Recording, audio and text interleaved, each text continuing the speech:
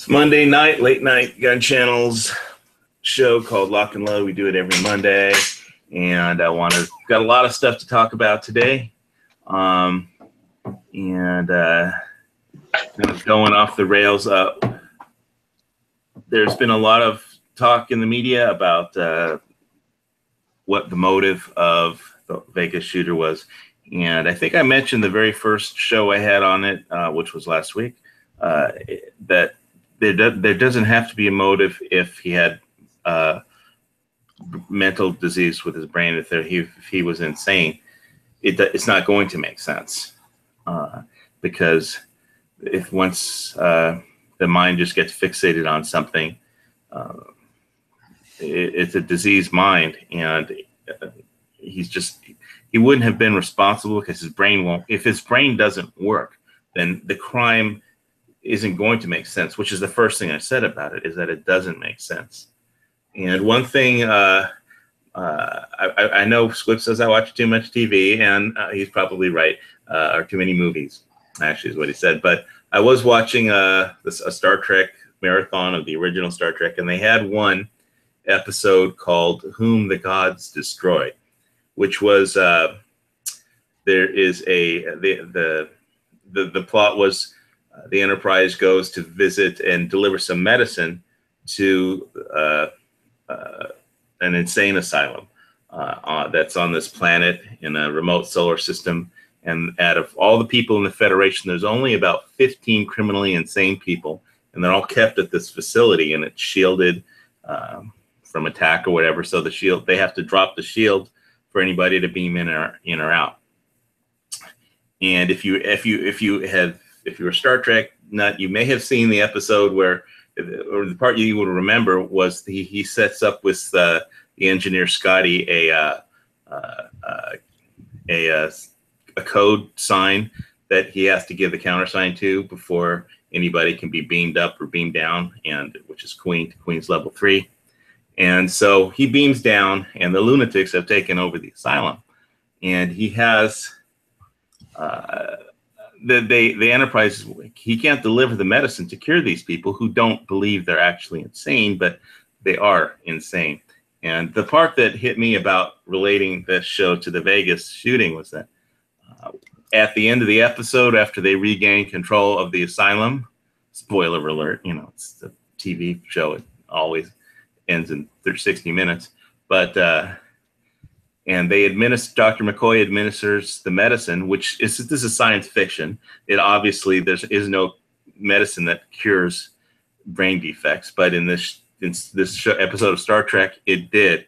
And he returned to being a normal person, the head lunatic, and who had tried to take over the Enterprise, but he couldn't, and he went absolutely insane when he couldn't, which he was to start with, but he threw a fit when he realized that he couldn't get the code word, the countersign to Queen's level 3, which is the 3-dimensional chess game they play in Star Trek a lot. So it was just that if you could cure the mental disease with a shot of medicine, and then there's no problem, because the person, whatever, if he has phasers or if he's not insane, there wouldn't have been a problem. And because he just returns to being a normal, friendly person, and which was the problem with the shooter in Vegas. Now there's no such cure. And I was thinking, okay, if we had some kind of scanner was invented that could detect brain defects, I mean, they would require it to buy a gun, probably, that you undergo one of these scans, which the NRA would never let pass. And we'll get to the NRA and bump fire in a minute. But it was just that the problem, since I don't think that even if they couldn't even deal with insanity in Star Trek in the future, I don't know, is that the 32nd century or something that it's based in? But it's still a problem. 23rd century? Yeah. Well, I'm sorry. 23rd, you're getting it from a nerd. And it rhymes. There's a rhyme and reason to your insanity. But I was thinking that if they can't do it in the 23rd century in Star Trek, then we probably won't be able to apply weeding out mental disease. I mean, when somebody's brain stops working, it's they can get fixated on anything.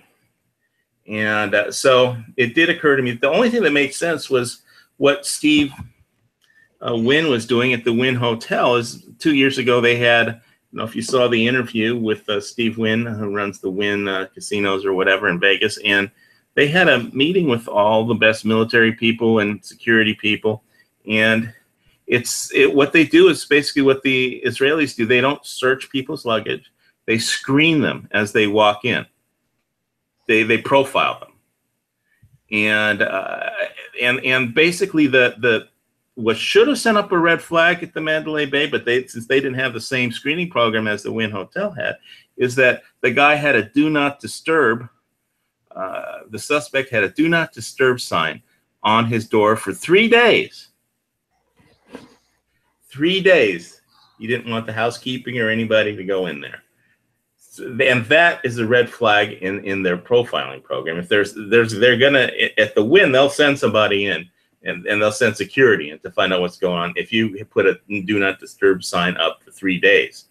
And they didn't do that at the Mandalay Bay. So this particular problem could be dealt with by security, could have been dealt with by security profiling at the hotels that have high-rise, wherein a shooter could get a defilade position on a open concert and shoot at an area. He was shooting at an area where there were people. He wasn't targeting individual people. He was shooting at the area where the people were. So I don't know. I thought I'd ask the panel. Do you think the shooter was insane?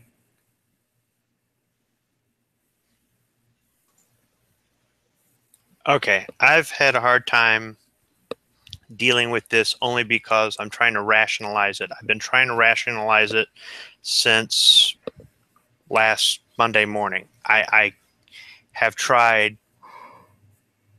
to think like him, I mean, we only have the information we're being given by the news, which keeps screwing things up, and by the law enforcement that it's an ongoing investigation, so we can't tell you anything. I think they can't tell us stuff because they don't freaking know.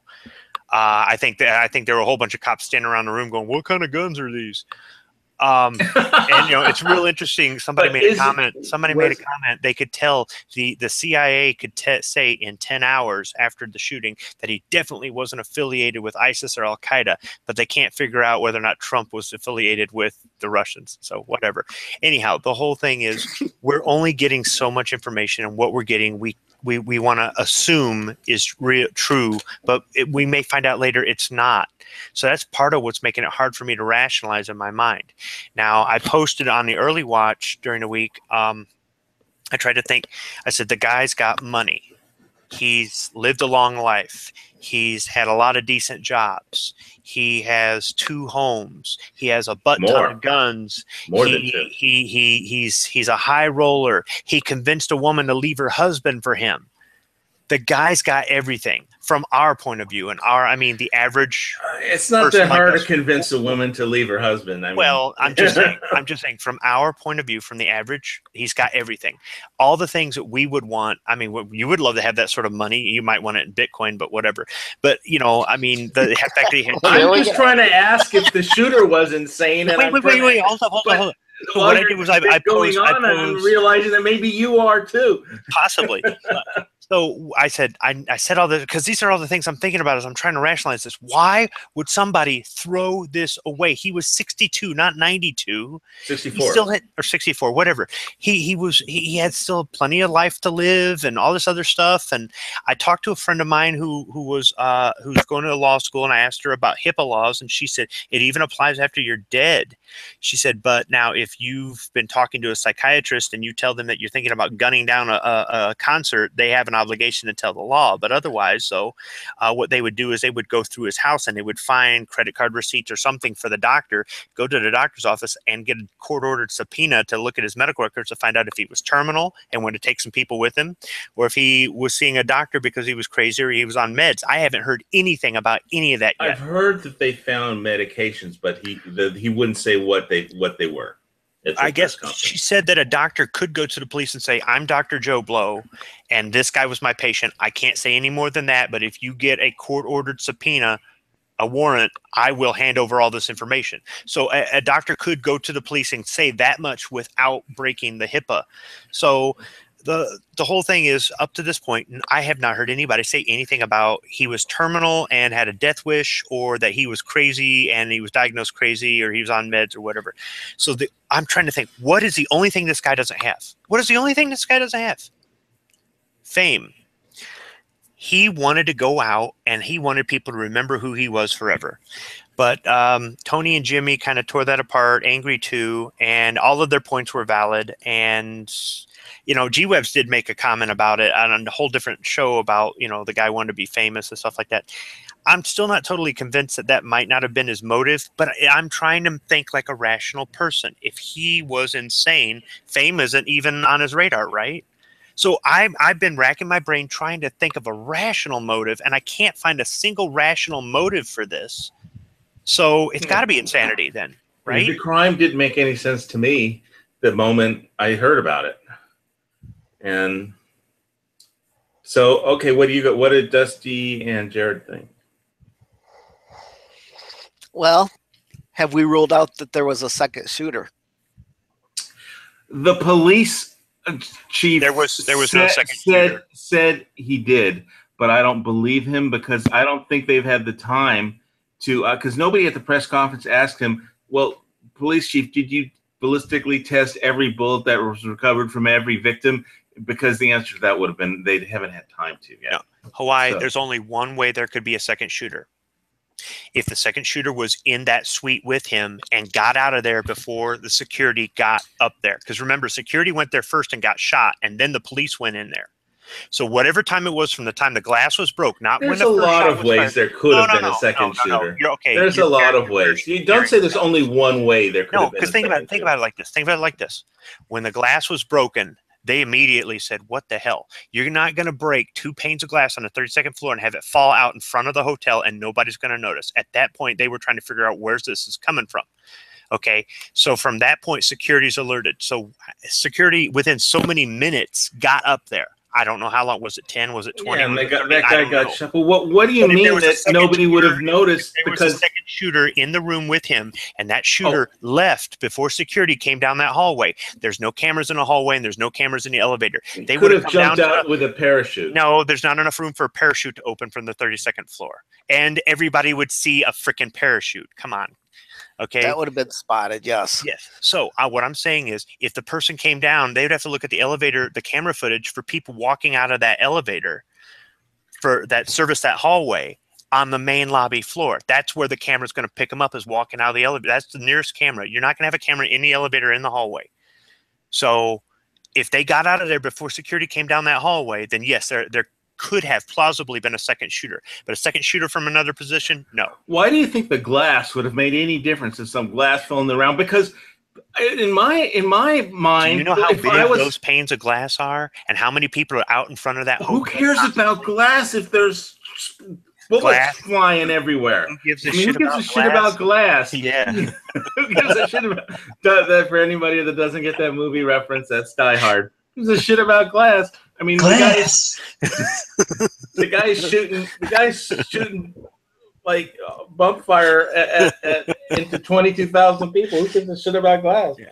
I'm just telling you, you don't break 2 panes of glass on the 32nd floor, those panes that big, and not have somebody outside notice and go, hey, I think somebody just broke a window. And then security's, they get on a radio, right? And security, they have a big staff. 24 hours.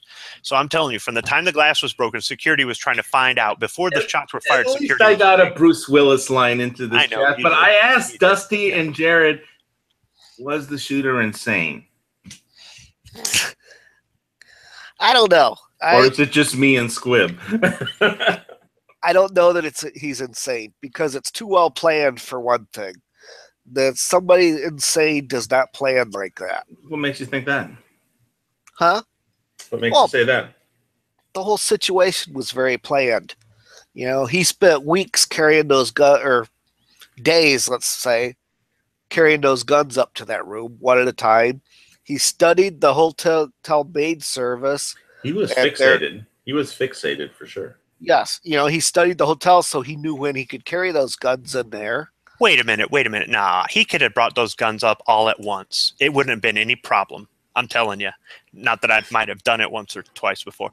But no, it would have been no problem to get all those guns up all at once. You put it on 2 carts in your luggage, and you have the bellhops bring it up. They wouldn't know the difference. Now, the rest of it, though, yeah.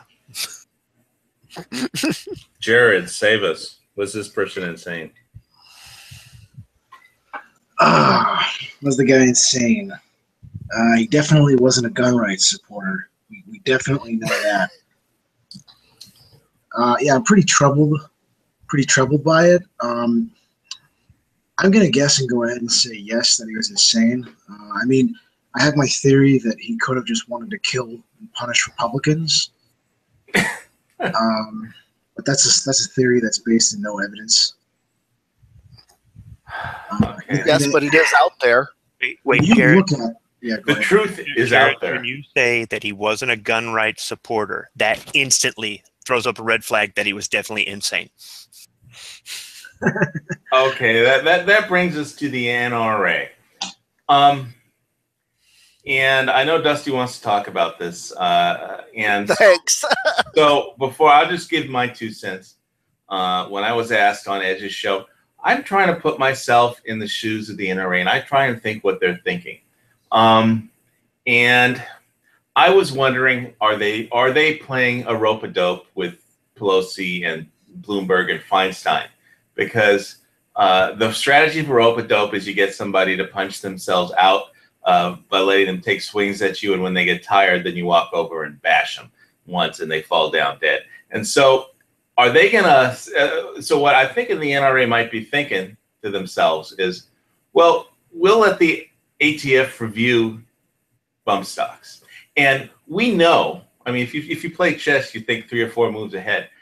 Pelosi and Dianne Feinstein are not going to be happy with just a bump stock ban or an ATF regulation on bump stock. They're going to trot out everything. They're going to want to repeal the Second Amendment. As a matter of fact, there was an article in the New York Times that somebody wrote that said the Second Amendment should be repealed. And so they're going to trot out legislation banning ARs, AKs, and like Dianne Feinstein, if she could get 51 votes, she'd have every American march down and turn in their guns. And when they do that, then the NRA says no, and we're not going to let this fight. And that's a fight they can win. Bump stocks don't have much of a legislative support.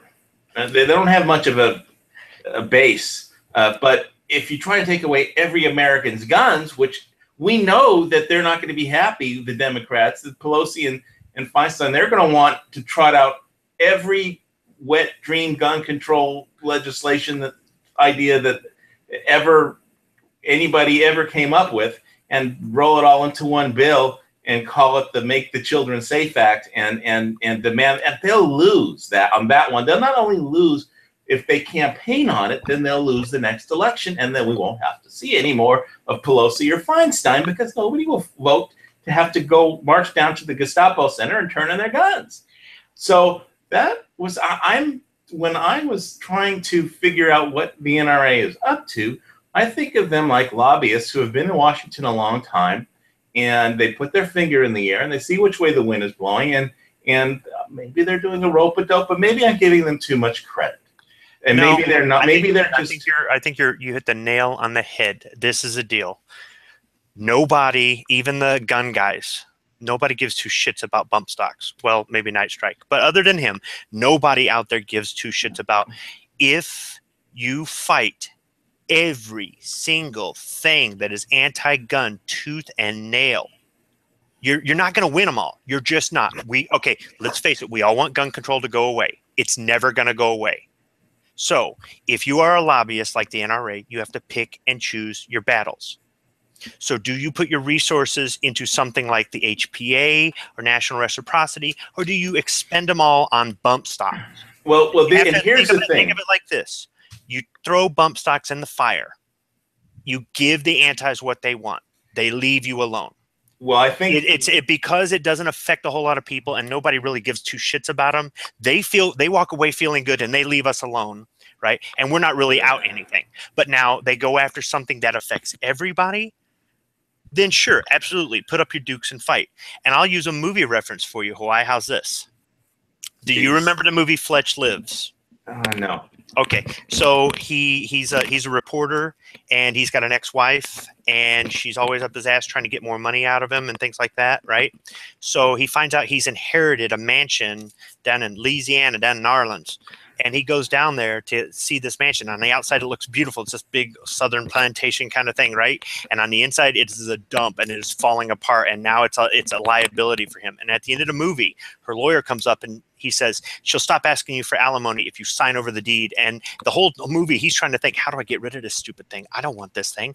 And he's going, oh, yeah, you mean yep, here's all the paperwork. It says right here, she will waive her rights to everything else if you give her this. He signs it over and walks away. I got this off my hands. She thinks she's got more out of him because it looks so great on the outside, but it's not. And what he did was he unloaded it and he got that monkey off his back. Okay. Bump stocks, if we let the antis take the bump stocks, we unloaded them, yes, but we got the monkey, the gun control monkey off our back for the time being. Well, I think what would happen is that the Republicans would either have the ATF have a regulation or introduce a bill to ban bump stocks only, and then the Democrats will say, no, we aren't going to vote for that. We want our bill, the SAFE Act or whatever, and then then at the election, the Republicans can say, well, we offered to ban bump stocks, but they voted against it. That's my point. That is exactly my point. We make this offering. We offer to throw this thing in the fire and give it up, and the 4 or 5 people who care about it will boo-hoo. Everybody else will be like, I never wanted the damn things anyhow. But the antis don't know that or don't care. This is just evil.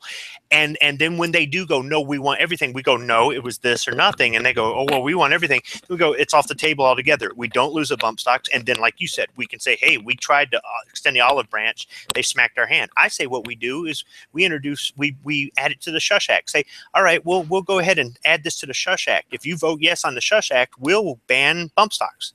So the Shush Act passes, and they just put pork barrel in there that they take. Ooh, we lose bump stocks, but we gain all the other stuff. We get the lawful use instead of sporting use, and we get the silencers off the NFA and all this other stuff. And we lose bump stocks. Ooh, big deal, right? I'm just saying, it's just you have to get into the mind of the anti-gunners. If you've never been for gun control, you don't understand how they think. And if you want to fight every little thing, every tiny little speck of dust you want to fight, you will always be the kooky nut job gun owner out there. But if you every now and then, not all the time, just every now and then you give in, and especially if it's something you don't care if you lose anyhow, right? It's the shittiest cards in your hand and you give them up, right? They feel good. They walk away. They leave you alone.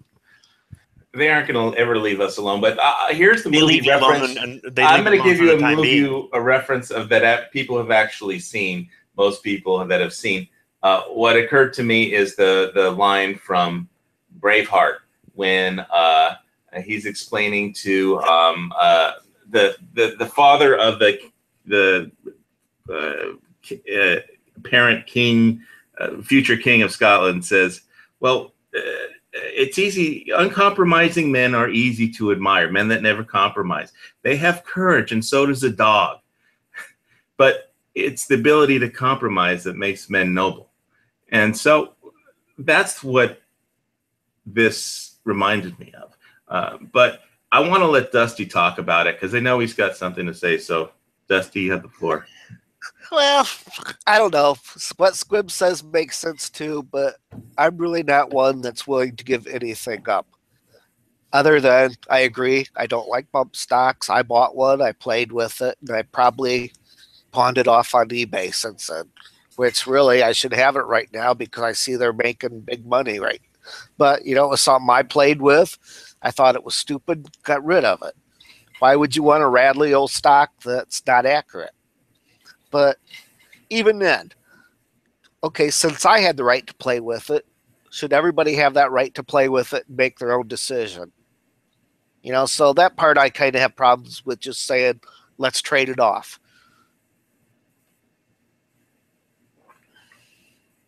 Is that it? I thought you had a lot more to say about this. I think I said it Friday night pretty much. Kind of the same thing, but I'm not a big fan. And even then, I've watched Lapierre some today on the news, and the other babe that's his spokesman now.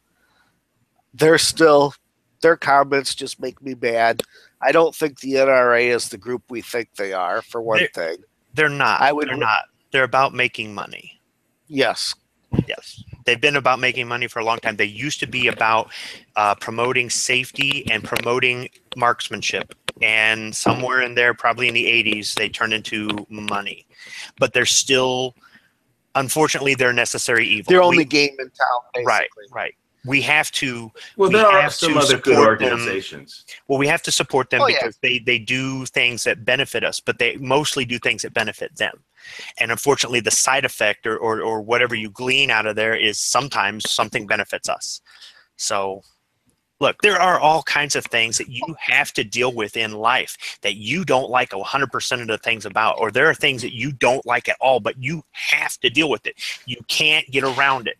So you just learn to deal with it and you move on. You focus on what you can do something about, and then you don't, you can't put 100% of your energy into everything.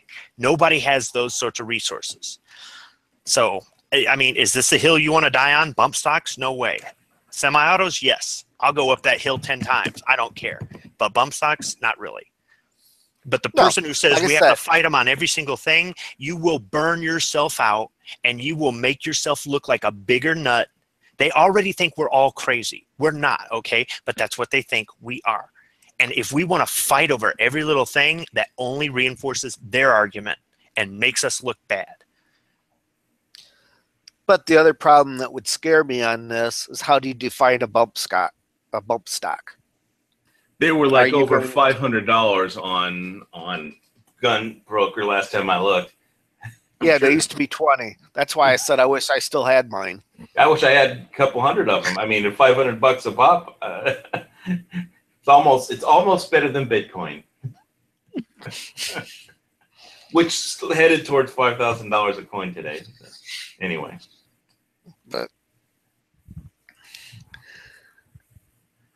But that's the other thing, is how do you write that device up? Do you call it a bump stock? That's a name brand that would come out from Daniel's defense. Any kind of a sliding stock. Well, then, all of a sudden, even though it latches, maybe a car stock is illegal. So that's going to be another hard law to write, too.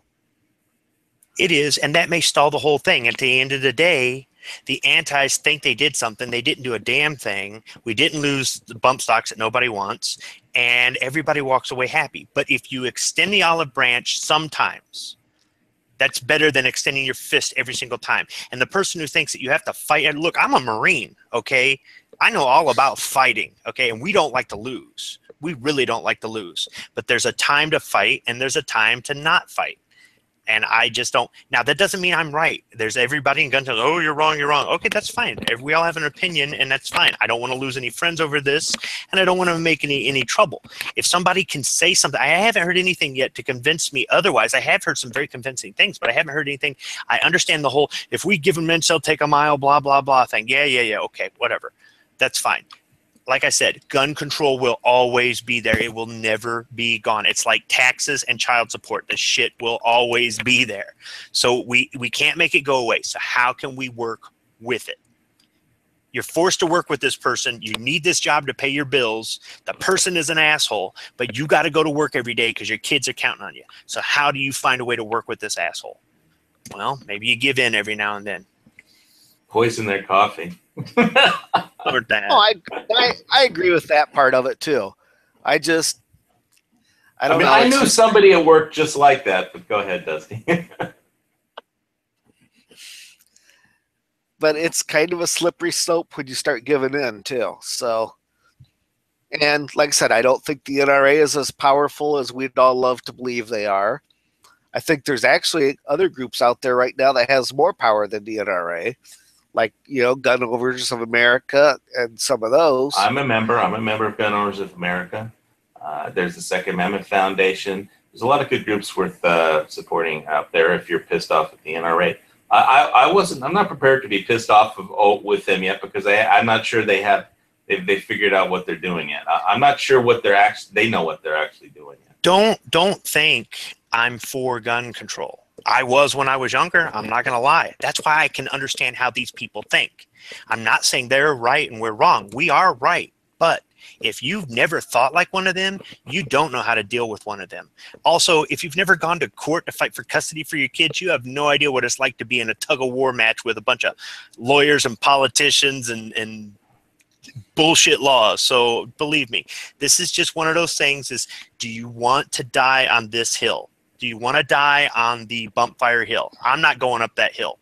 Okay. But you put me on the hill that affects everybody, like semi-autos or, you know, national reciprocity or something like that. I'm going to charge up that hill with my bayonet. So whatever. But that doesn't mean that doesn't mean that you or somebody else in gun channels couldn't convince me, or if it was like, look, we're signing a petition. Will you put your name? Absolutely. I will back you up. But my opinion is this ain't worth fighting over. Let them think they won. More than likely, nothing will even happen with it. And if it does, we're only out bump fire stocks.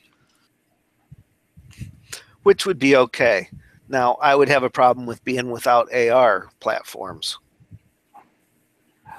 Well, I'm not giving up my Tavor, so. Wow. So that was pretty intense segment of the show. I don't know what else to follow that up with. Was that good enough? Was that? Yeah, you guys earned your pay. Okay, good. Yeah, no, Dusty, it's not good because he pays in Bitcoin. I know. And what's that worth? Nothing. Almost $5,000 right now. Almost $5,000 a coin right now. Okay, well, give me one then. I'll take one if it's worth that much. They're not real. I know, and I don't know what I'd ever do with it, but.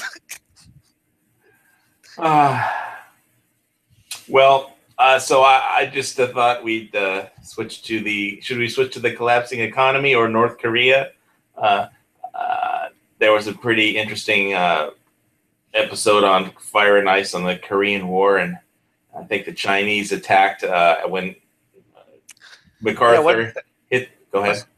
Wasn't the prediction that they was going to shoot a missile at us today? No, tomorrow. Oh, it's tomorrow. Okay. Yeah, they're testing a missile that can hit the West Coast. I was just thinking if they're so bad with their missile technology, they accidentally blow up the moon and rain down moon rocks on everybody. But then we'd have radioactive moon rocks falling all over the planet. But when China intervened in the Korean police action, because they never wanted to call it a war, they sent in, I think, was it 22 or 26 divisions to when the UN troops under MacArthur hit the Yalu River. They just marched right down, and they only attacked at first they only attacked the Korean divisions because they knew that the Korean divisions would fall apart, and then the American divisions would be completely surrounded. So the Americans would just withdraw because the ROK divisions would just fold because they had just become a country and they didn't have any. They had been under thumb of Japan for so long. They didn't have any sense of being a country or being an army.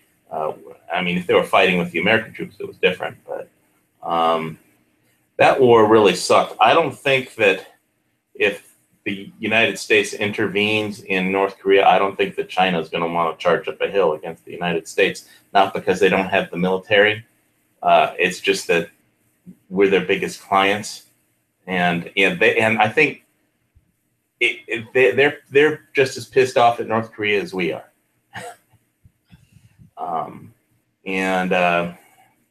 So there's a lot of instability in the world. Just tomorrow, in addition to the missile test, possible missile test of North Korea, Catalonia is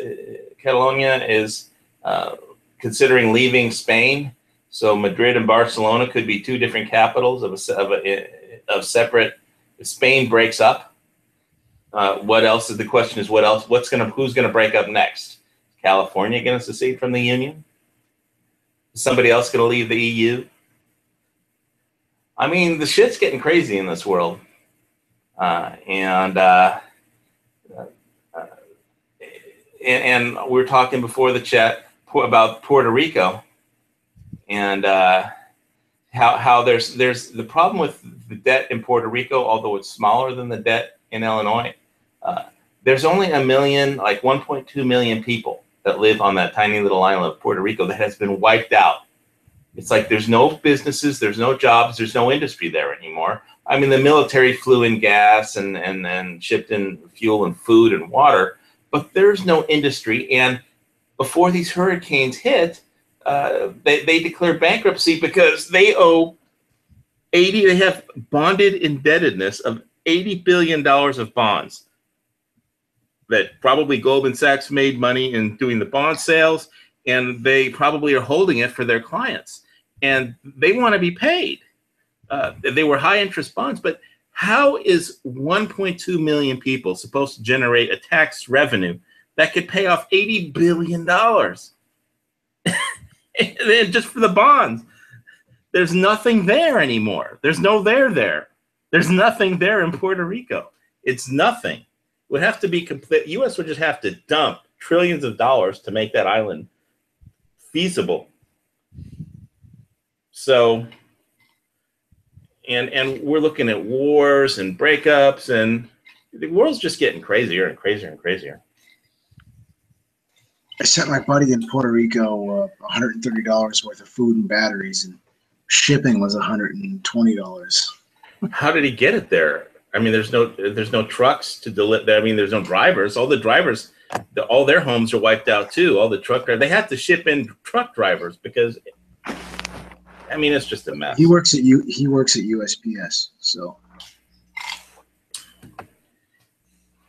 Yeah, and it's just a mess. I think they need to evacuate the island.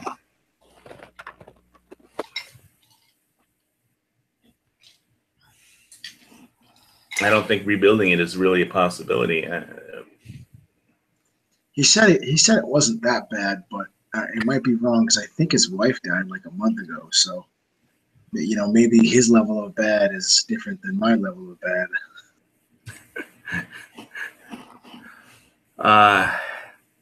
Well, that's one of those situations where you just, a lot of people have bugged out of Puerto Rico and they're not going back, and I think the rest of everybody else there should too. If not bug out, be evacuated, because I don't think the United States can afford to drop several $1 trillion on Puerto Rico just to make it quasi-functional. We're only over 20 billion in debt. The United States is $20 trillion in actual 20 trillion, debt. excuse me. What's a couple extra billion? Well, that's one way to look at it. That is one way to look at it. Then we've got Chinese bank problem. I think China just had all the Chinese bank stocks went up today because they eliminated the need for the regulatory need for them to actually hold any money in reserve. So they're basically they can't cover all their bad non-paying loans. So they said, well, you don't have to keep any money in reserve, and so the banks went up. It's absolutely insane. What was it? I read something that said by 2037 there'll be no money left in Social Security. They don't do something. There never was any money in Social Security. It's a cash flow business. They never put any money aside. When you write a check to Social Security, like I did for many years, I had to go down to the bank once a year and write a check to the bank, to Social Security, to the U.S. government Treasury, and put Social Security on it. And I'll never see that. It goes right into the general fund. But there's no Social Security lockbox. Social Security is double talk. It's like Social Security is it's like affirmative action. What does it mean? It's designed to make the political catchphrase that is designed to make you think of one thing while that you're getting something when they're actually taking something from you. Is that 1984 double talk? Yeah, double speak. It's exactly like 1984. It's Social Security. It doesn't mean what you think it does. It means the government is robbing you at gunpoint. So does that mean you're a libertarian who believes taxation is theft? Well, I understand that during the Revolutionary War they had the slogan no taxation without representation, but there will be no representation without taxation. But this is beyond. This is just. It's completely out of control. It's crazy, and the system is busted, and I don't think anybody can fix it. I know the stock market keeps going up because everybody thinks Trump can fix everything, but it's just an illusion. So I don't know if I should do an ammo run, a food run, or buy more gold and silver, or just keep clicking on Bitcoin faucets from Faucet Hub. You should sell that recording studio and use it to buy ammo. Well, I just sought to sell anything in California. I have so much ammo already, but I guess I don't know. But, or a better printer to print out your. Yeah, I need to print out my hunting license because my printer. So that's why I haven't been shooting, because I can't get my damn printer to work, because I need my hunting license to go shooting, because we don't actually have a flipping range. Well, at least there were some really hot chicks by the pool the other day, so yeah, it was really good news.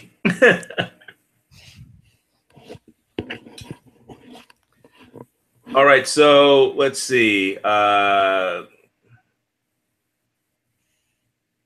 right, Squib, how would you when I said we should drop the bomb on North Korea, you thought it was a bad idea. What do you think now? Still a bad idea? Wrong. Okay, you think a conventional war invasion would be better? I'm not for using nukes, period. How very 60s of you. Nukes are a deterrent. If we use nukes, it's all over.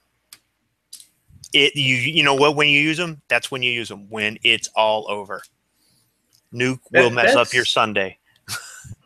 Oh, sure. Yeah. But I'd rather have it landed in North Korea and Pyongyang than on the West Coast. But we have allies over there, and radioactive material will eventually make it over here. Not as bad as obviously as if we got nuked, but now we are going to be that asshole that started the fight. We're going to be the one that nuked it. You're going to have retaliation from other countries. I don't think so. Yes. You do not nuke North Korea right next to China and expect China to do nothing. Are you out of your mind? Well, that is the next week's show. I am not saying that I want there to be a high casualty count. Believe me, when we nuked Japan at the end of World War II, we accomplished a lot of goals with that. One, the casualty count was down. Despite the fact that they suffered a lot of casualties, they would have suffered a lot more if we had invaded, and so would have we. We also showed the world how awful these weapons are. Nobody's wanted to use them since. We also flexed our muscles right before the Cold War started, and because we had the nuke first, and because we used it, and because we showed we weren't afraid to use it, that's part of the reason why Russia never attacked us, because it was touch and go there for a while. Yes, the world hasn't been this close to a nuclear war since the Cuban Missile Crisis. But we're right. We're that close. I don't think we should get rid of the arsenal, though. The arsenal needs to be there. It needs to be maintained. Because as long as we have it, we've got something that other countries have it and whatnot, and that's their little ace in the hole. You kind of have to have that deterrence. It's kind of like gun rights for us. Okay. Where's Clint Eastwood when I need him? The guns we have. My day. The guns we have, none of us really want to turn them on the government, okay? But if the shit hit the fan, we'd have to. If the shit hit the fan, we'd have to use the nukes. This is not shit hit the fan. So I would say how many more missile launches do we let them do? And you know what? This is what I'm going to do. I'm going to make it. my first YouTube video. I'm going to do a live video of a simulated North Korean missile launch. I'm going to set off a Roman candle in my backyard, and it's going to be the same thing because that's what they got, man. Just don't. You're getting all worried about nothing. Giving it to Iran, they're going to give all their technology to Iran. A nuclear weapon is not nothing. Think about Iran with their half-ass uranium, okay, using this half-ass North Korean missile. Well, maybe they'll hit the moon by mistake and rain radioactive moon rocks all over the planet. I'm just saying, no. If we had to invade, I'd say invade, but I'd say we need to get a couple of our allies behind us. I'd say don't go in there with like England and Australia and Japan or something like that. Guess what? England. There's an article. England is considering pushing their new aircraft carrier, the Queen Elizabeth, into service. If the North Korea situation flares up, they have a carrier that's not supposed to deploy until 2020. I'd say get some big hitters in there with us and go in there. And obviously South Korea's got to be in with us too. They're going to be. You're a Marine. Do you have any concept of how many Marines will die in a conventional war? Do you know how many Koreans and Chinese and Russians we sent to their grave in the 1950s? Well, it looks like we have to send a few more because we killed more. We killed more walking home than we did invading their country. Don't fuck with us. Sean Callahan, Phoenix says nuke them until they glow in the dark and shoot them at night. Yeah. All these people want to use nuclear weapons don't know how bad a nuclear weapon is. No, nuclear weapon is a deterrent. You don't want to use it. I don't want there to be any casualties, but you don't. Nuke them from orbit. It's the only way to be sure. Phoenix, I like the way you think. The problem is if he really does have one, he will use it. And that's where that's what the cards we have to figure out are. Okay, I don't think they have a reliable nuclear weapon, and I don't think they have a reliable delivery system. I also think that the United States by itself could handle this, but will probably handle it with some allies. And when it needs to be handled, it'll be handled. But we also have ways to knock the missiles out of the sky before they ever get here, right? We've had a way to knock a missile like theirs out of the sky since 1958. It's not 100% effective, but I'm saying our technology to take out a missile like that is that old. Oh, okay. It's never been updated. A lot of the stuff was canceled because there was no need for it. There was really no need for it.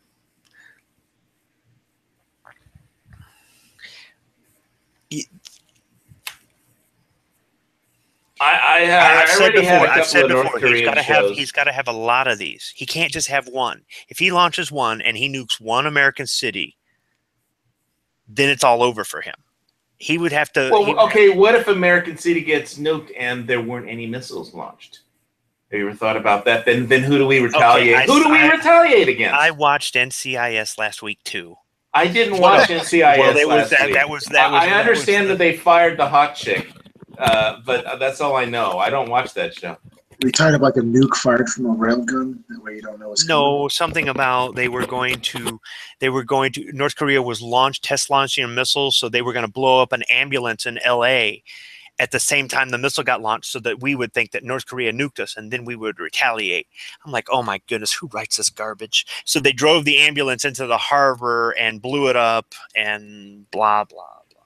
Well, I'm available if they need a new writer, but in North Korea was the only person to actually, the only country to actually damage and cause a fatality on a U.S. battleship during the Korean War when the battleships. I don't know I'm trying to remember if it was I think it was the Missouri. It was the only person to die in the Missouri. I think that was the one. It might have been the New Jersey. I'm sorry if I mixed up my battleships, but I know that both of those are Iowa class. It would have had to have been an Iowa class because the next newest one, the South Dakota class, those were decommissioned. So yeah, it would have to have been an Iowa class. So one of those two, yeah, sure, that's plausible. Yeah. You know, some Well, look, some war dumbass, sucks. some War dumbass sucks. blew up one of the turrets in the Iowa, and because he wanted to commit suicide and take a bunch of people That with him. that So that was a story. I think that was debunked. That suicide thing. That was. Remember, the Navy comes out. They don't want to ever say they do anything wrong, and it's yeah, not because that the turrets Navy. explode all the time. It's not that the Navy. It's not that the Navy was wrong. It's just sometimes they're a little short on being right. That job. And that's a Henry Fonda quote from John. What was the John Wayne movie? From Here, was that From Here to Eternity, or no? That wasn't From Here to Eternity. That was In Harm's Way. So Okay. I'm batting 100 on the film chart for this show. I got In Harm's Way, Bruce Willis quote. All right.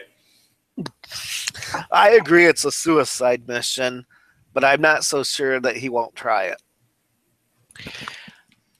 Well, again, that he doesn't have to do it himself. He just has to give one to ISIS, or he can just have a submarine float up to Hawaii and too many movies. And have some frogmen with that in Hawaii Five-0, the original one. They had some Chinese frogmen sneak into Hawaii off of a submarine. Why can't they sail a submarine near the Hawaiian Islands or off the U.S. mainland and just put a nuke on the beach somewhere? Okay, as much as everybody on gun channels hates California, why do you care if he nukes California, right? Because my parents live there, and I still have some audio equipment there in storage. So I thought it burned down. Your reel went up in fire. That was Miami. What movie are we talking about now? Who gives a shit about Glass? Hans, Booby, I'm your white knight. You're going to have to forgive me. I never saw 60 Minutes. What are you talking about? I'm going to count to 3. Just like in the movies. Oh, I realize some of my movie quotes might be off because I've seen a lot of TV versions of the movies. So like that quote from The Rock, I corrected you. It might have been I might have just seen the TV version too many times. You know, the Yippee-ki-yay, Mr. Falcon.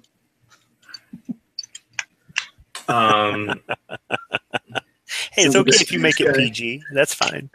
That's fine. It takes more bearing not to swear.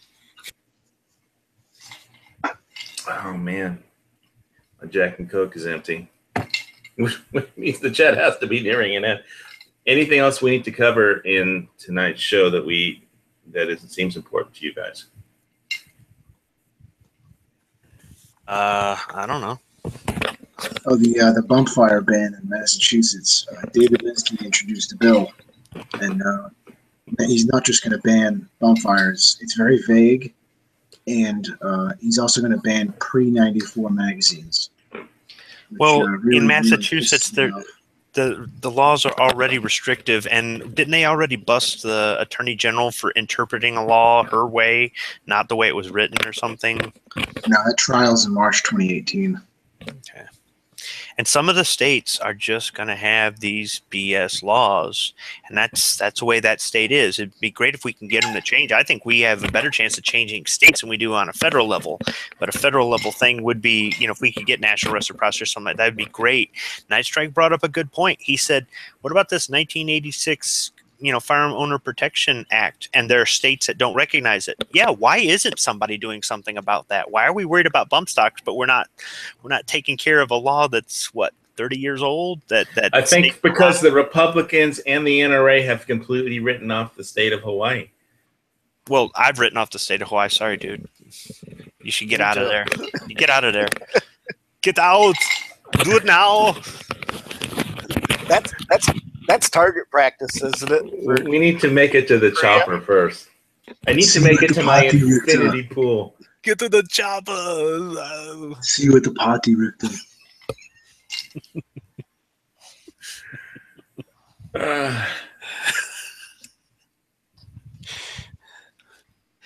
So after you get past the ring of bacteria surrounding your island, you can paddle all the way back to California. You can rescue your parents, get Look, into I don't care Arizona, what and then you you can go think live in about- Gun Channel City.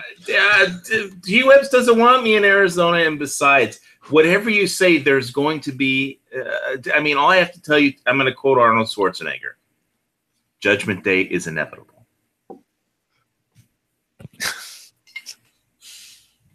In a panic, they tried to pull the plug.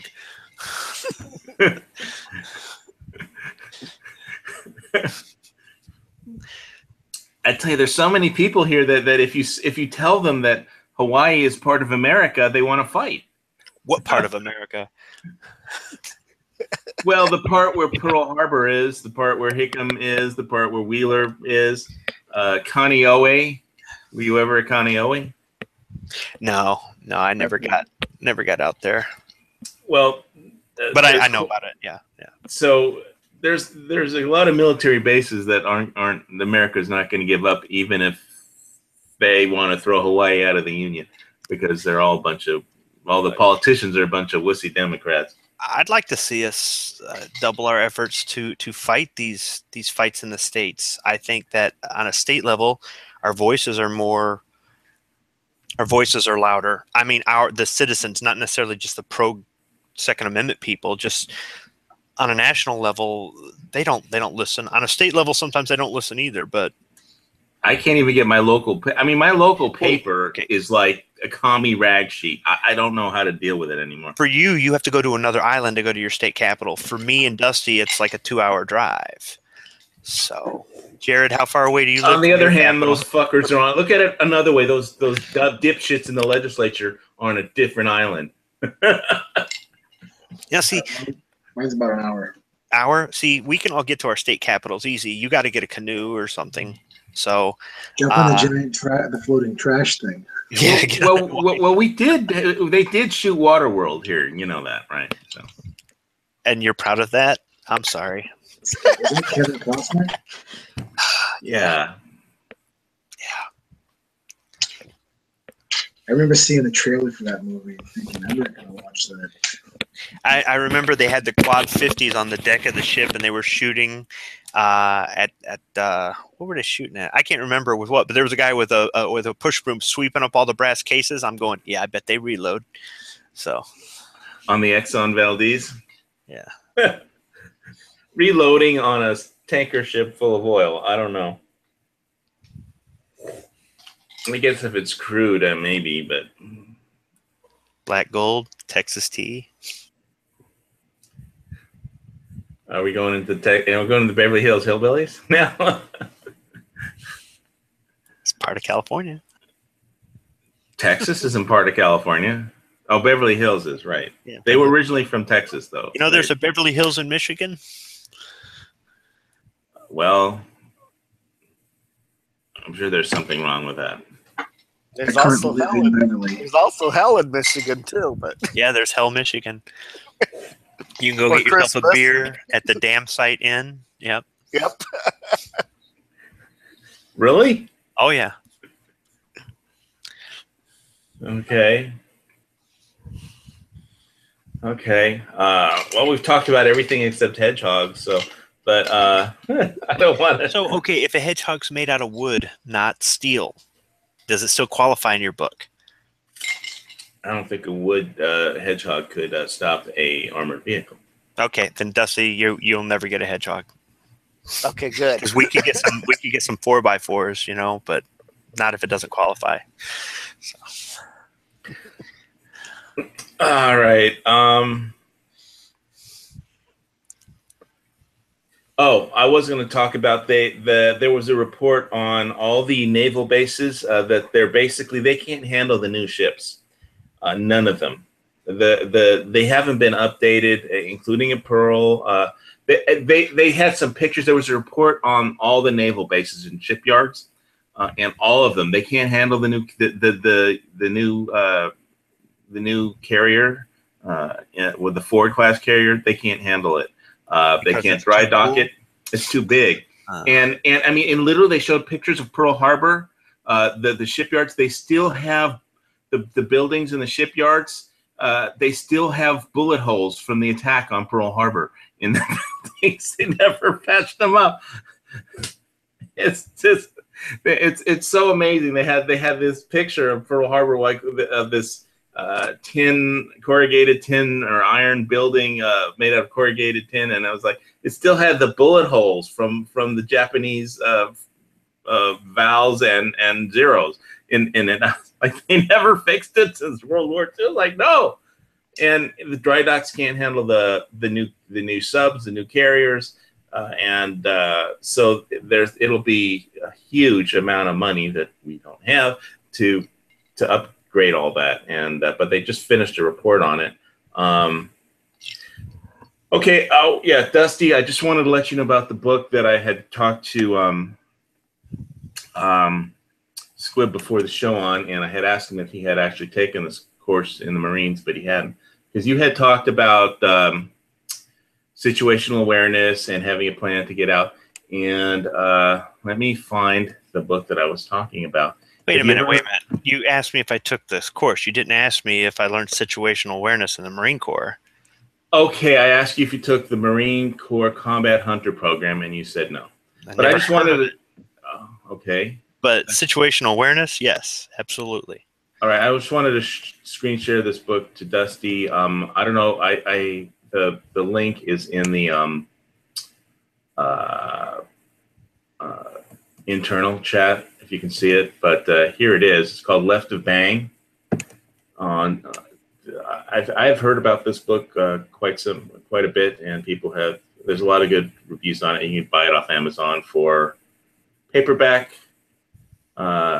New from $12, used from $13. The price it's showing here is $17. But you might want, if you're into situational awareness, you might want to read this book, Left of Bang. General James Mattis says, quote, "At a time when we must adapt to the changing character of conflict, this is a serious book on a serious issue that can give us the edge we need." So what did you learn about situational awareness in the Marines, Squid? Don't take anything for granted. Avenues of escape. Be aware of your surroundings. Pretty common sense stuff. Sometimes they had to tell us common sense stuff because people would be like, "Oh, I never thought of that." Yeah, no kidding. I mean, your avenues of escape when you're in an unfamiliar area, you need to know, how do I get out of here if things get bad? And you try to find more than one. Don't necessarily judge a book by a cover. Just because it looks like it's not a threat doesn't mean that it couldn't be. Don't just because a guy's scrawny doesn't mean he can't kick your ass. That sort of thing. Just keep your head on a swivel, keep looking around, and try to remember things about what you're looking at for after action report. I mean, I think from what I've seen, the book is a lot of look for things that seem out of place. Look for people that are in some kind of they look more dominant and aggressive than passive and submissive. And if there are things to key in on in evaluating other people, and look at each person and try and figure out what they're thinking. Stuff like that. The things that are out of place was more what they taught us about. That was more about booby traps. So if it gets your attention and it's not, it just doesn't look like it should be there, then either you're about to walk into an ambush or you're about to walk into a booby trap.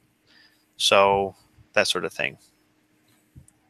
I didn't really think of that as situational awareness, but I guess, yeah, if you apply it into civilian terms, yeah. Well, and that was my point to Hawaii a couple weeks ago, is I think that when you go into a place like that, you need to be doing it, and you need to be aware of your surroundings at all times. Can you see the internal link to that book, Dusty? No. All right, I'll copy it one more time and put it in. I'll put it in the external and gun channels too, in case anybody wants to buy Left of Bang off of Amazon. They have them for Kindle too. They were teaching us during counter IED training that the way the IED makers or the guys who plan them now are getting If you can see what looks like an IED, like strong evidence, then you're probably on top of the actual IED.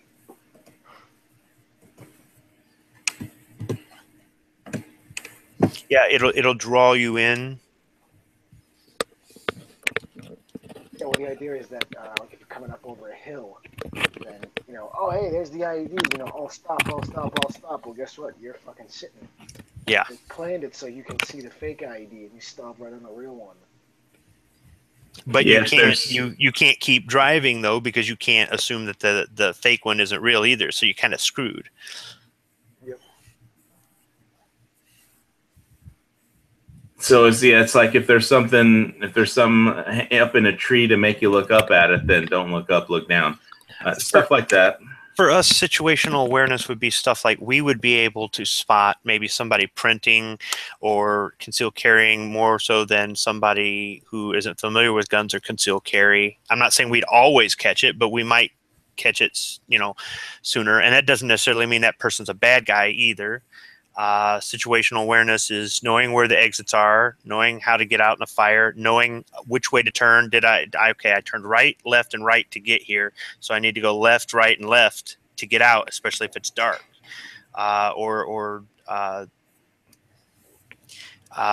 Things like that. Remembering key landmarks to get back to wherever you have to go, or just making sure that I don't know, wherever you're going to, if it's a familiar place, don't let your guard down. If it's an unfamiliar place, study it a little bit. I mean, I'm not saying be paranoid, but how many people in that crowd that got fired on knew which direction was the nearest fire exit from where they were standing?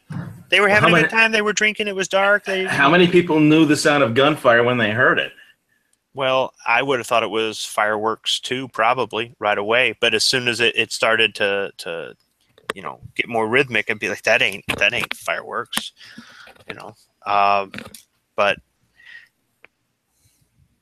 it's simple stuff like that. It really is. It's simple stuff as much as knowing where's the nearest fire exit, where are the two nearest fire exits. If I can't go to the right, can I go to the left? Stuff like that.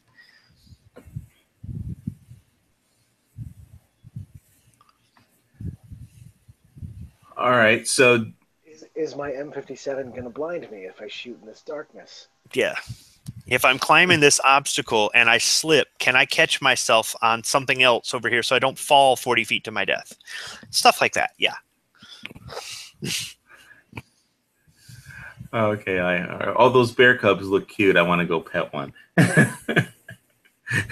It won't turn out well for you when Mama shows up. Okay. I don't know what we're going to cover next week unless there's a war or an economic collapse, or they actually figured out what the hell the Vegas shooter's motive was. Are you praying for war or economic collapse? Do you have a dog in this race or whatever it is? No, I think Arlie Ermy said he was praying for war in Full Metal Jacket. You'll be a minister of death praying for war.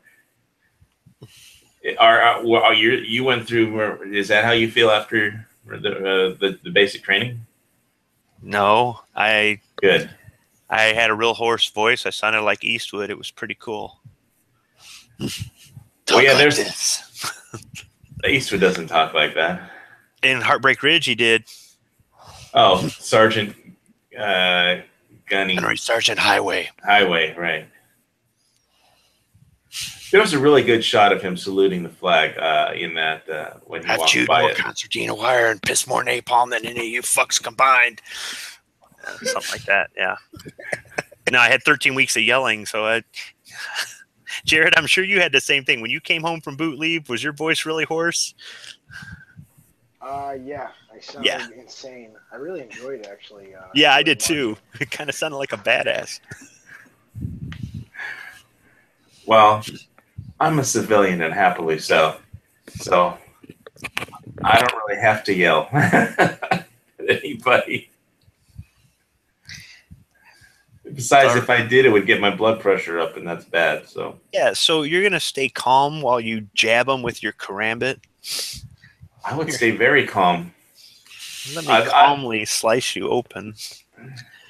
How does getting angry and having my heart rate race up to some ridiculous rate help me at You all? channel your anger into it's like using the dark side I to don't win need the the dark lightsaber side. duel, right? I But don't then you go need back the- to the light side afterward.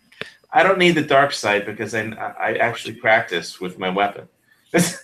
I could just relax and do it a lot. It's just as effective. It's like, oh, I'm going to do exactly what I do every day, except instead of using my practice karambit, I'll be using a real one.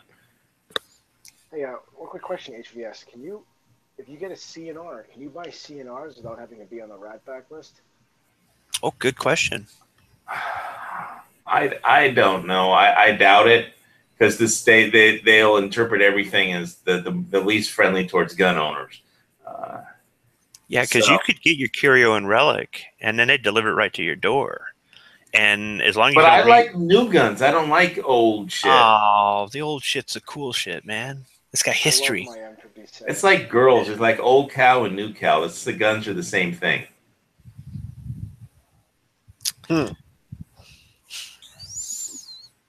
Well, you tried, Jared. It's all right. This M57 shoots flames out of the end of it. It's fun as hell. Well, I mean, I have an AK. That's as old as I'm going to get. So The preferred weapon of your enemy. It makes a distinct sound when fired. What do we got, Squib? Do we got another couple, another like 2 or 3 years until we can, another year until we can get the M70? That's the. Wait, are you talking about the M70 handgun or the M70 rifle? The Hugo M70 handgun. It's in the safe. okay, Squid, me before the chat, we were talking. Wait, the M70. You're talking about the one that's chambered in 9x19 Luger. Yeah, we got like another year before it becomes a CNR, right? Because I can. Oh, before it becomes a CNR. But yeah, CNR. Yeah, I thought you meant before we could get one. I was gonna say I got one. I just ain't never taken out of the box.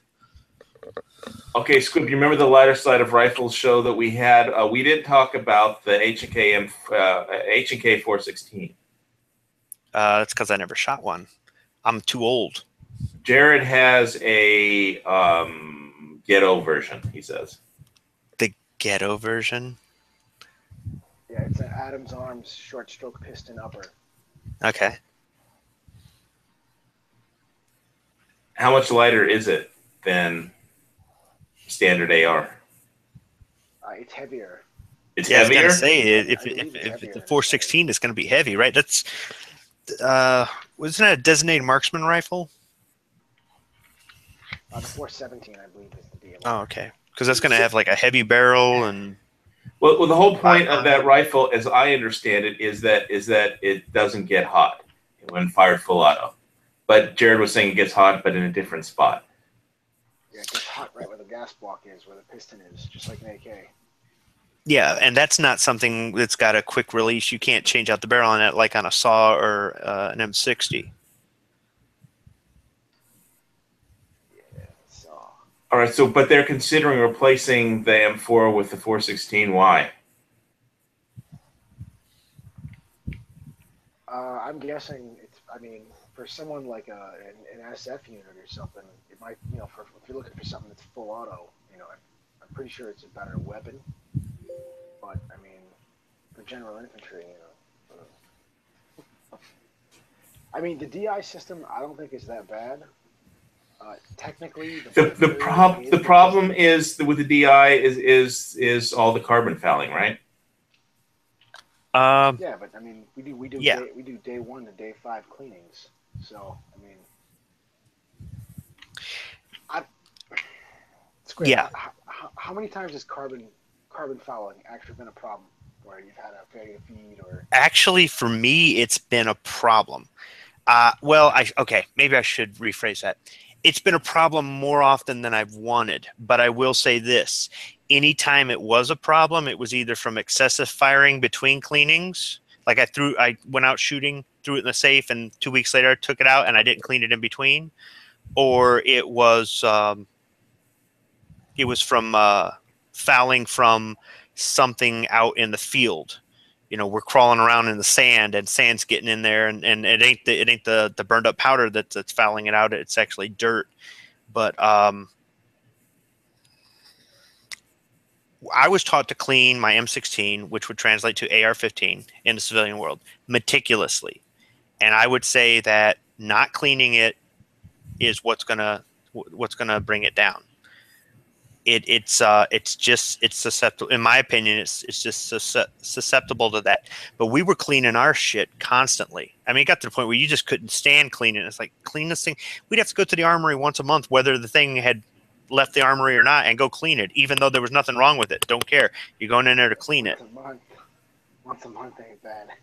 Well, no, once a month if you're not using it. If the thing's, I would, if we were out in the field, that's different. You were cleaning it all the time. But when the thing's been sitting in the armory for 6 months, and every one of those months you go in and you clean it, there's nothing to clean, but you do it anyhow. I mean, yeah, I will say with the Adams arms, it's much easier to clean the short stroke piston, because I can just pop the piston out of the gas block, and then I can literally just pop out the connecting rod. I think that's what it's called, and I can just clean that in like no time.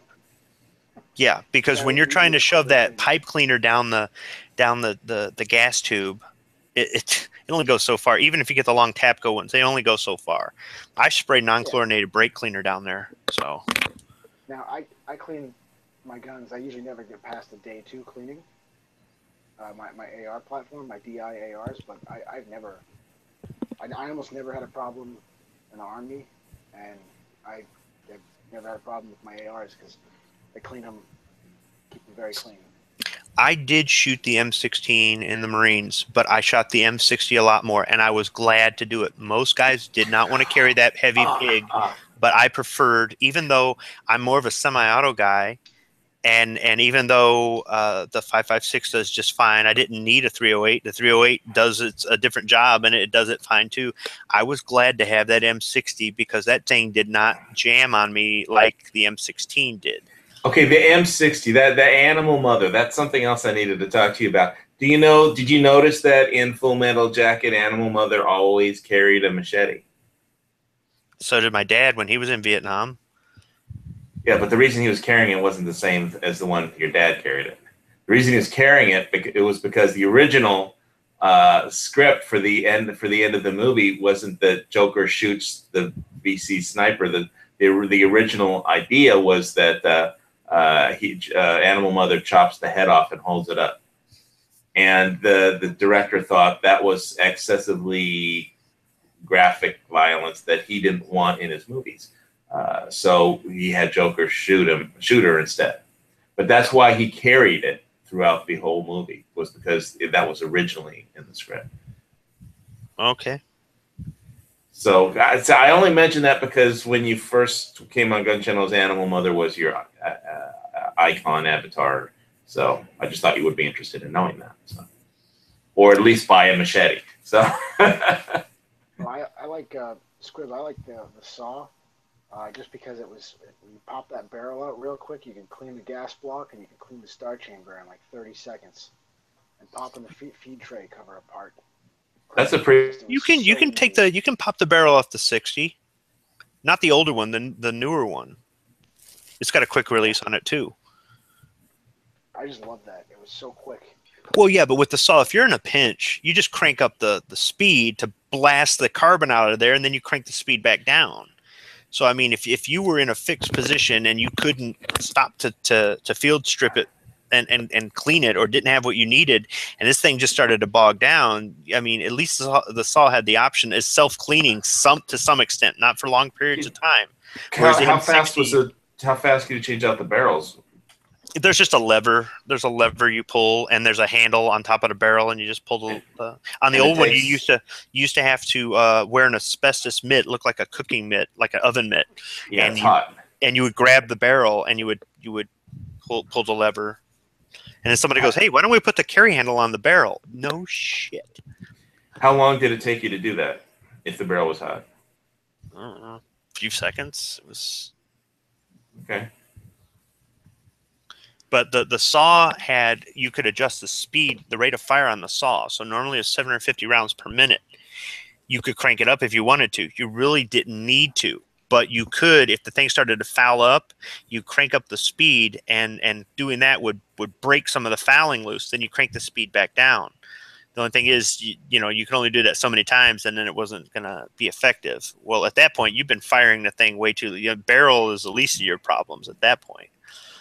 Yeah, I mean, if you're singing it, I mean, it's not really gonna get that fouled up anyways, or that fucked up just from singing it with you got like a 240 Bravo with you or something, or even another saw. Well, now see, the saw is easier to move around than a 240 or an M60. A lot easier to move around. You know, I mean, it's still big, it's still heavy, but Not that heavy. I didn't.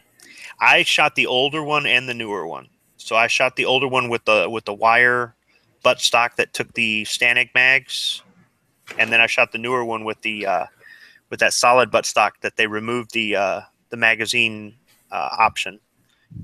Oh, now they have the, what do you call it on them? Now they have the hydraulic buttstock.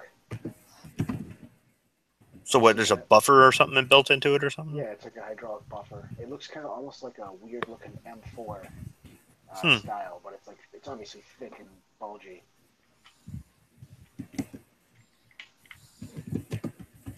They had the magazine port, the ones that we had. Yeah, the one when I got in like boot camp MCT, we had the magazine port. When I got out to the fleet, we had the newer ones that didn't. So, and they told us they were deleting that because it wasn't used that often. It's a nice feature to have, but it's one extra thing that, you know, one extra way to introduce dirt into the weapon, one extra thing to maintain, one extra thing, and it just wasn't used that often. I could see a point for having both, but just like anything else, if you've got older equipment in the inventory and there's nothing wrong with it, you're going to issue it and use it. So.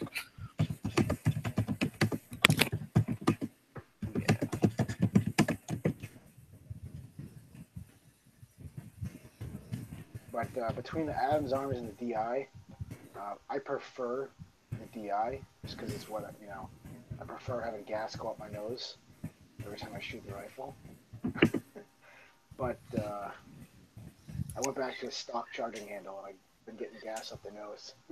So, because you like that formaldehyde smell? Oh yeah.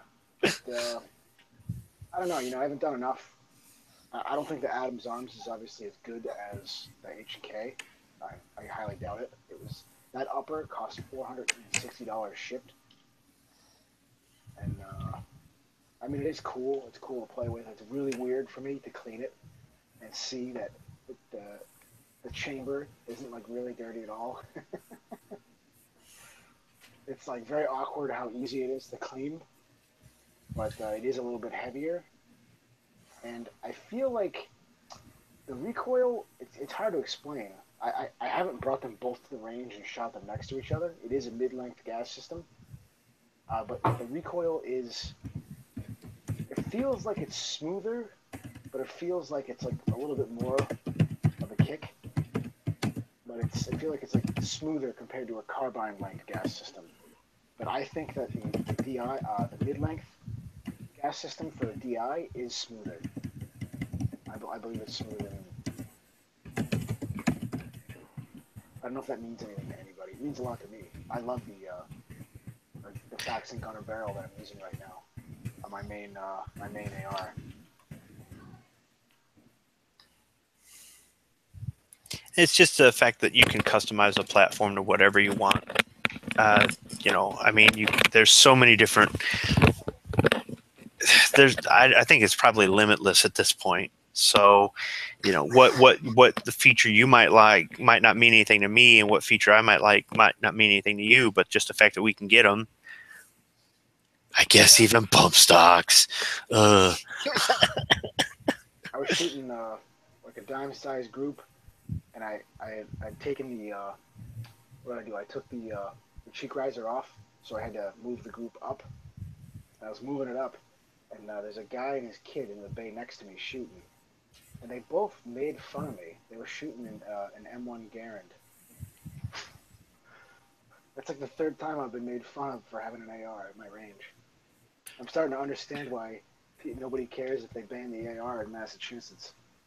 Yeah, it must be a Massachusetts thing because when I'm shooting mine at my range, people walk by and go, "Look, an old timey one." What? Whatever. You We're know. getting old. We're old guys. Well, no, I we have to change this show to the old guys with gun show.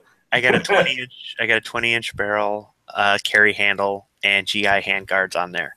No mag pull, none of that crap. Right? We talk about guns and compare our heart medications on this show.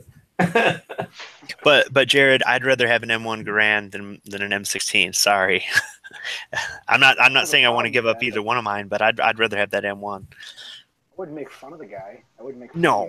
of The guys with ARs that I make fun of are the guys that are there and they've got these ARs that have got everything you can think of hanging off. I mean, they got like a satellite dish hanging off their freaking AR. Mall Ninja. Yeah, and they've got it in a rig where they've got it bolted down and they're adjusting this and adjusting it, and they're using an optic. I shit you not, at 25 yards, and they're not hitting paper.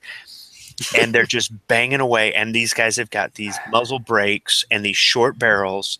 And here I am with my GI mil spec, and I'm just, me and my son are just popping at 50 and 100 yards, going. It's not the gear. It's never the gear. It's the person. It's. I know, but it works for pilots. It works for cameras. It works for guns. You don't go onto the range with an expensive rifle and then shoot it like an asshole. Well, this is America. Anybody can buy any gun and dress it out any way they want. I mean, at least so far. And it's okay to make fun of people, but personally, I don't make fun of anybody that has a high-powered rifle that's standing right next to me. I don't care what they're doing. Well, I don't know, Jared. Have you ever had to go to the range and you're seeing somebody fiddling around with an AR and maybe you walk over and give them a couple pointers? I mean, I walk over, but it's not really big pointers unless if they're being unsafe. Not really. I don't know. It's just because of the interactions I've had with people on the range. A lot of the people aren't very friendly. It might just be a Massachusetts thing, I remember the first time I took my Tavor to the range, there was this annoying girl collecting my brass without asking me. And before I even got it hit the ground, she was there picking up every brass. And I was like, so I stopped shooting. And that really annoyed her. And I was wearing my Meta World Peace Lakers jersey. And so she said, so when I stopped shooting, she was angry. And so she said to some older guy on the range, does that guy know what he's doing? So I take 2 shots at 50 yards and hit the bullseye. And so the guy looks at the target. He says bullseye. And then she just shrugged her shoulders and walked away because I wasn't going to shoot anything until she left because she was just collecting my brass without even asking me if I wanted it. And so I just fired 2 shots to show that I could hit the bullseye. And that was twice in a row. And that convinced the old guy that I knew what I was doing. And it convinced her not to fuck with me anymore because I wasn't going to shoot while she was standing there waiting to collect my brass, which is what annoyed her that I stopped shooting. I see people show up at the range all the time with a cardboard box, and they open it up and pull a brand new AR out. And they have no idea what they're doing. They have no idea. I did that with my AK the first time with the FFL that did the transfer for me, and he was sure I wouldn't hit anything. And so go ahead, try and hit that target. It was at about 100 yards, and I took it out. Ping, ping. I had never even shot an AK before. But I shot BB guns all my life. It's the same fucking. An iron sight is an iron sight. It's not exactly rocket science. And I kept hitting it, and he was like, "Oh my god!" I had a guy. He had a brand new AR carbine with mag pull flip up sights and all that stuff, and he's shooting at 25 yards right next to me, and I think I had handguns or something that day, and he's not hitting anything, and he's complaining, and I said, and I'm looking at how he's holding it, and I'm thinking, where did you learn to hold one of these things? And I said,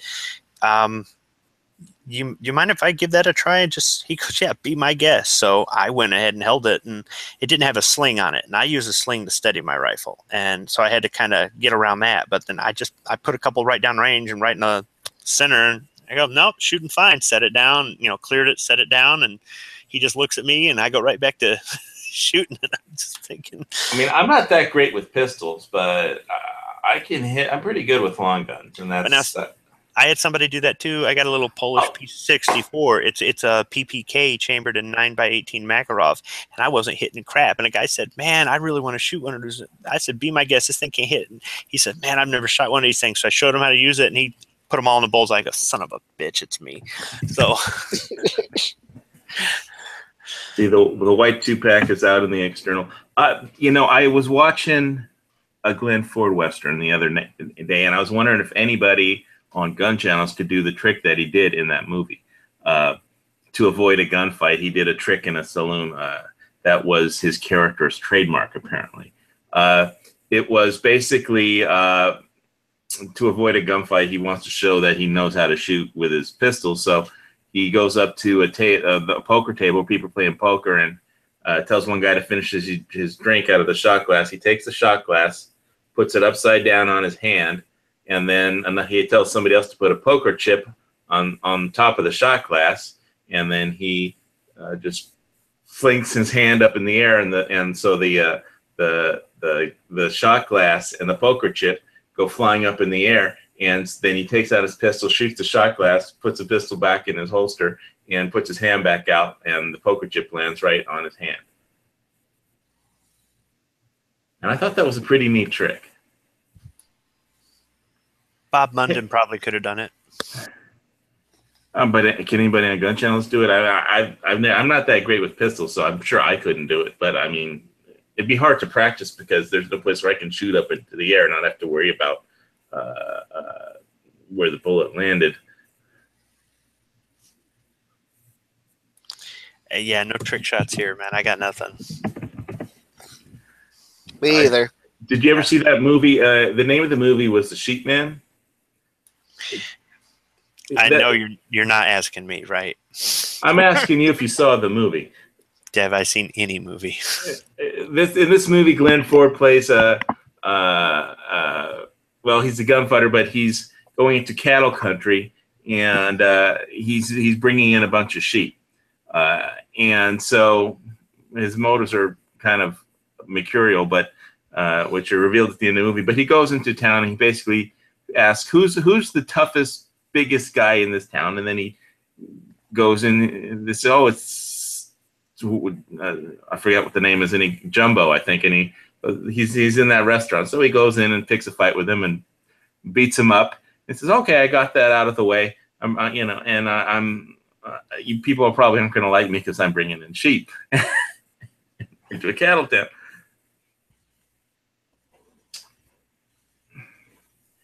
Yeah, White 2-pack is out there. I've checked out your videos and some of your stuff. I've watched some of your stuff. Last time I checked, I was subscribed to you. I don't know if everything shows up with Google and YouTube, but I'm pretty sure I am subscribed to you. So just to somebody who's talking the external.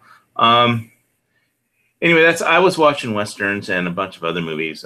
So yeah, I saw that gun trick, and I was wondering if anybody on Gun Channels was good enough to do that with pistols. I mean, I'm not. So, but it was an interesting trick. Anyway, so you're not a trick shooter. I know. I was wondering if maybe the Gunfather could do it. He was on Gun Channels, and he does all kinds of trick shooting. But I haven't. I'm gonna have to go. I'm gonna actually send him a PM, see if he can do it. And thanks for saying this is a good stream. We try every Monday night to say something intelligent, and that's once a week. That's our goal. And does anybody else have anything they want to add to this week's hangout? Striving for intelligence at least once a week. That's my goal. Oh, Social Security is theft. Social Security is theft. Who gives a shit about glass? And we'll be back next week. Okay, so anything else, Dusty? Did you want to say anything at all? No, I guess I'm good. You're good. I better not. You better not say what you're thinking. All right. Dusty's just keeping his blood pressure down. Keeping his blood pressure down, that biofeedback mechanism. That's what I do, especially when I go in the lobby. Anyway, this has been the Late Night Gun Channel's Monday night show. Thanks everybody for coming in and checking out the stream. And I think I saw Jimmy James out there, and so we had a good time. And if you're interested in joining the panel and got something to contribute, let me know. Send me a PM, and we'll get you on. Check out Gun Channels. I'm on gunchannels.com/HVS is where our text chat is for the Gun Channel side, and it's free to join that if you're interested. There's a lot of interesting people, very interesting. It's the usual suspects, I guess. But anyway, thanks for listening in, and I'll be back next week. Good night. Good night. Good night. Night.